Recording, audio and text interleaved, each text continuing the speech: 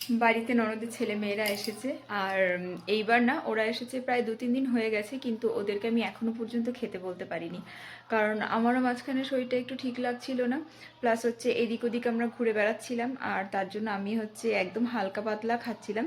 তো ভাবছিলাম যে ওরা যাওয়ার আগে না একটু ভালো কিছু রান্না করব, হয় বিরিয়ানি বা একটু ফ্রাইড রাইস। তো ওরা বললো যে আমি বিরিয়ানি খাবো। এবার আমার অনেক দিন থেকে ইলিশও খেতে ইচ্ছা হচ্ছিল, তো ভাবলাম যে আজকে ইলিশ বিরিয়ানি বানাই। আর কোনোদিনও বানাইনি, আজকে প্রথমবার বানাবো। তো দেখো যে কি করে বানাচ্ছি, আমি ইউটিউব দেখেই বানাচ্ছি। তো দেখো কি করে বানাচ্ছি, যদি তোমাদের ভালো লাগে তোমরা অবশ্যই ট্রাই করো।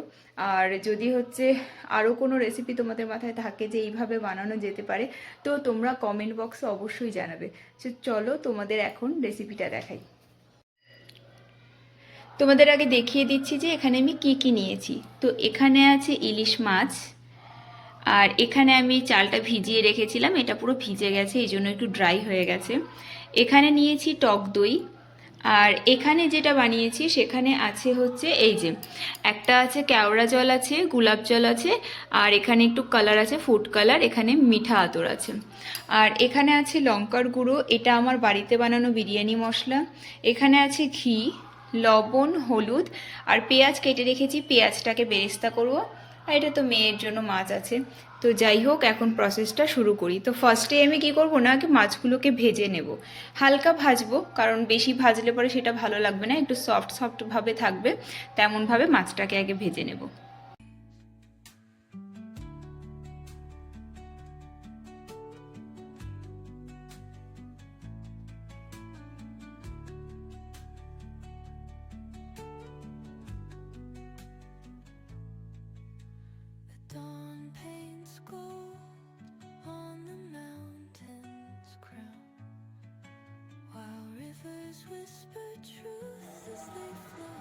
বিরিয়ানির ভাত তো তোমরা সবাই জানো যে গরম জলের মধ্যে একটুখানি তেল আর একটুখানি গোটা গরম মশলা দিতে চাইলে দিতে পারো।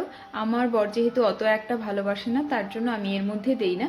আমি যখন ফোড়নটা দেব, মানে আমি যখন মাছটা রান্না করব, তার মধ্যে একটুখানি গোটা গরম মশলা আমি দিয়ে দেবো, কারণ আমার ওটার ফ্লেভার খুব ভালো লাগে।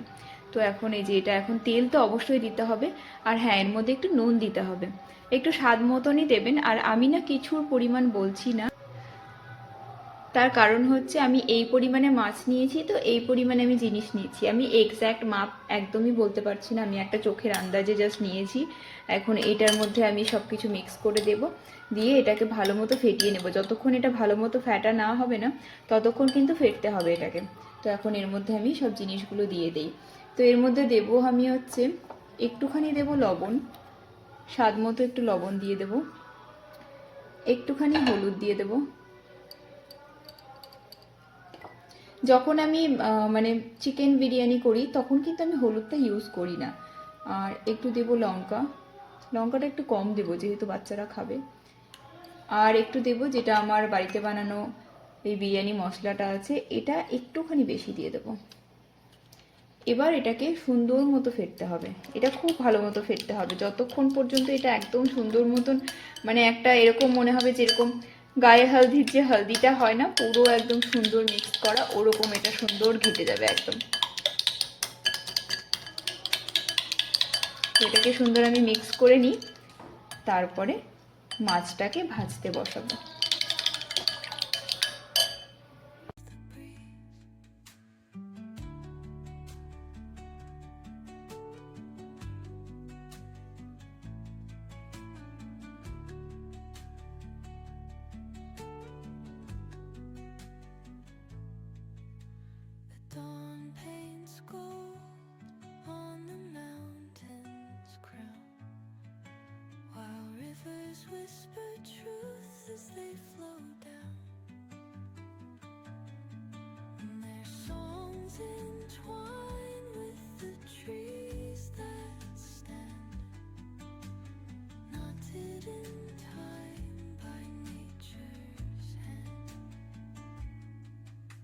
বানাতে কিন্তু বেশ ভালো লাগে না, আমার যেরকম ইউটিউব দেখি না সুন্দর সুন্দর রান্না করতে এত বেশি ভালো লাগে।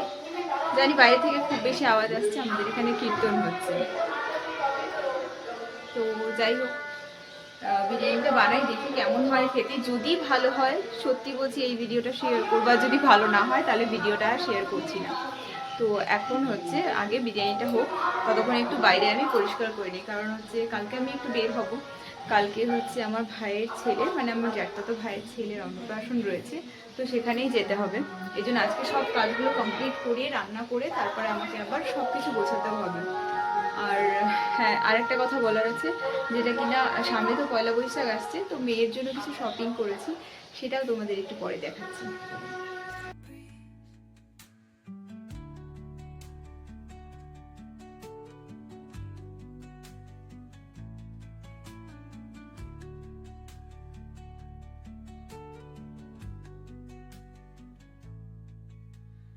Dawn paints gold on the mountain's crown, while rivers whisper truth as they flow down. And their songs entwine with the trees that stand, knotted in time by nature's hand. Each echoing step on the forest floor opens a world through an ancient door. The silence alive, yet brimming with sound. In the arms of solitude, I am found. Oh, whispering pines, sing me your tune. Caught in the rhythm, the stars and মাছ আমি সর্ষের তেলেই ভেজেছি, কারণ সাদা তেলে ভাজলে হয়তো ফ্লেভারটা ভালো লাগতো না, কিন্তু রান্নাটা আমি কিন্তু সাদা তেলে করব। সাদা তেলেই রান্না হবে, কারণ বিরিয়ানি সর্ষের তেলে আমি জানি না কেমন ফ্লেভার আসবে, সেই জন্য আমি সাদা তেলেই পুরো রান্নাটা করব।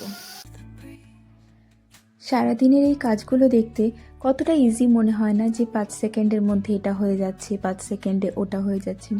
কিন্তু ফিজিক্যালভাবে যারা এটা করে থাকে তারাই একমাত্র বোঝে যে কতটা সময় লাগে আমাদের রান্না করতে। আগে যখন ছোট ছিলাম তখন মাকে বারবার কোয়েশ্চেন করতাম, এতক্ষণ রান্নাঘরে কী করো। ইভেন বাবা এখনও পর্যন্ত মাকে বলে যে সারাদিন রান্নাঘরে কী করে কেটে যায়। কিন্তু সত্যি কথা বলতে কি জানেন তো, রান্নাঘর না, মনে হয় যে প্রত্যেকটা মেয়ের জীবনে রান্নাঘর হচ্ছে সবথেকে গুরুত্বপূর্ণ মুহূর্তগুলো কাটায়। যে মেয়ের জন্মদিন, চলো সুন্দর কিছু রান্না করি, বরের জন্মদিন সুন্দর কিছু রান্না করি, আমার জন্মদিন ঠিক আছে চলো ভালো কিছু রান্না করি, গেস্ট আসছে ভালো কিছু রান্না করি। তো সব কিছুর মাঝখানে কিন্তু রান্নাটাই সব থেকে বড় আমাদের জীবনে একদম মানে দাঁড়িয়ে গেছে। তবে আজকে একটা নিউজ যখন দেখছিলাম না, যে এখন কোর্ট থেকেও নাকি বলে দিয়েছে, কোথাও একটা ডিভোর্সের ব্যাপার ফাইল হয়েছিল, তো সেখানে নাকি ওদের মানে বরের এটা দাবি ছিল যে বউ তেমন কাজ করছে না, রান্না করছে না। সেখানে কোর্ট থেকে বলেছে যে এটা তুমি কাজের বউ তো নিয়ে আসোনি, যে সে সারাদিন শুধু কাজ করে যাবে বা রান্না করে যাবে। যেহেতু তুমি লাইফ পার্টনার নিয়ে এসছো, তো দুজনকে ইকুয়ালভাবে কিন্তু কাজ করতে হবে।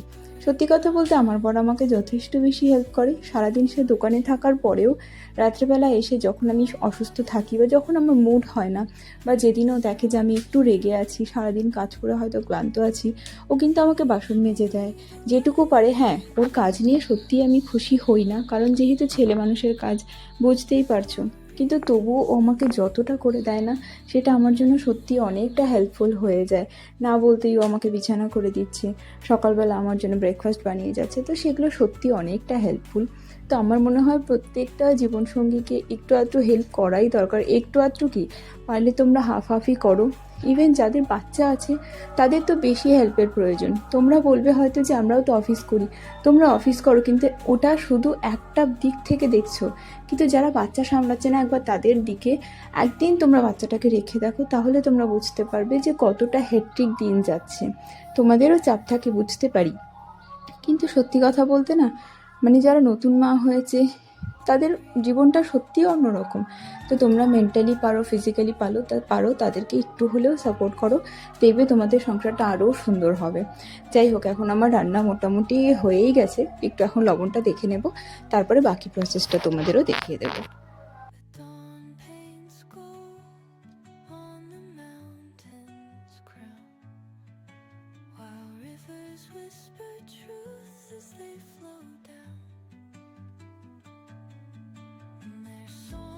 entwine with the trees that stand, knotted in time by nature's hand. Each echoing step on the forest floor opens a world through an ancient door. The silence alive, yet brimming with sound. In the arms of solitude, I am found. Oh, whispering pines, sing me your tune. Caught in the rhythm, the stars and the moon. Teach me the language of rustling leaves, stories that linger on the breath of the breeze.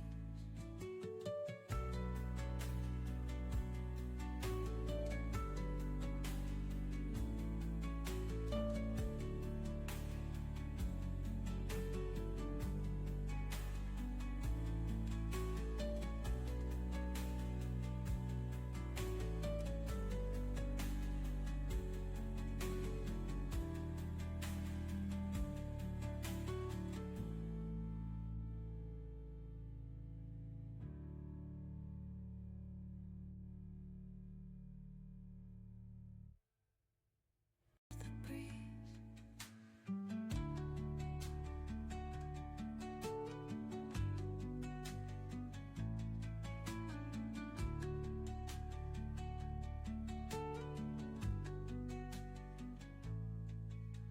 The dawn paints gold on the mountain's crown, while rivers whisper truth as they flow down. And their songs entwine with the trees that stand, knotted in time by nature's hand. তো বিরিয়ানির ঢাকনা উঠিয়ে দিয়েছি, আর এই হচ্ছে লুকটা। খেতে কেমন হয়েছে এখনো জানি না, এখন ভাগনা ভাগ্নি বসে আছে, ওদেরকে আগে দিয়ে দিই। Through an ancient door, the silence alive, yet brimming with sound. In the arms of solitude, I am found. Oh, whispering pines, sing me your tune. Caught in the rhythm, the stars and the moon. Teach me the language of rustling leaves, stories that linger on the breath of the breeze.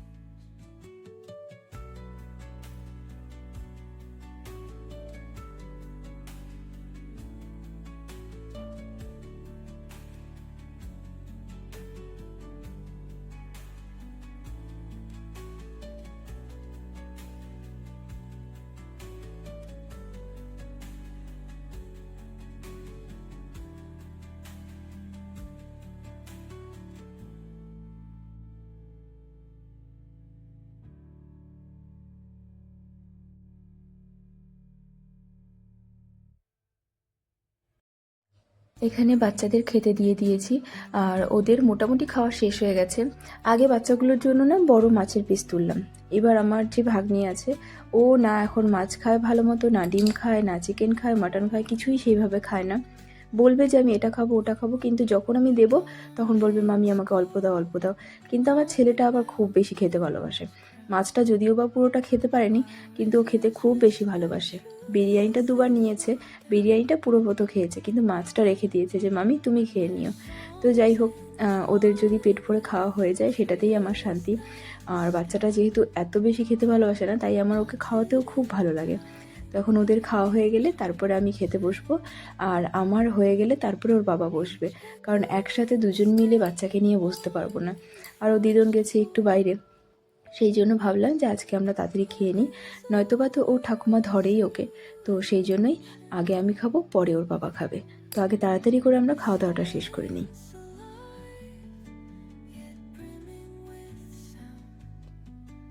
in the arms of solitude, I am found.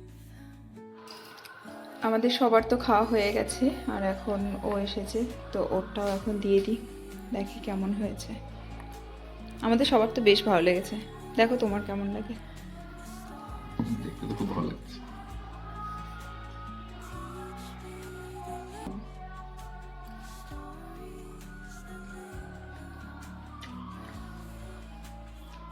দারুণ হয়েছে।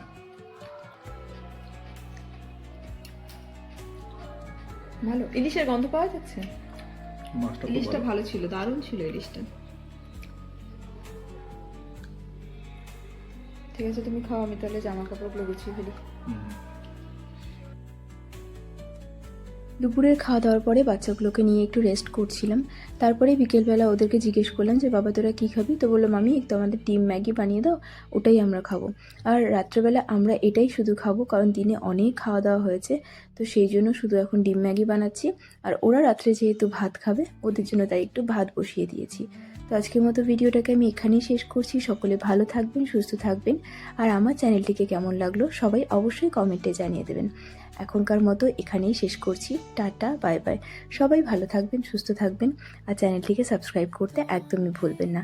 By.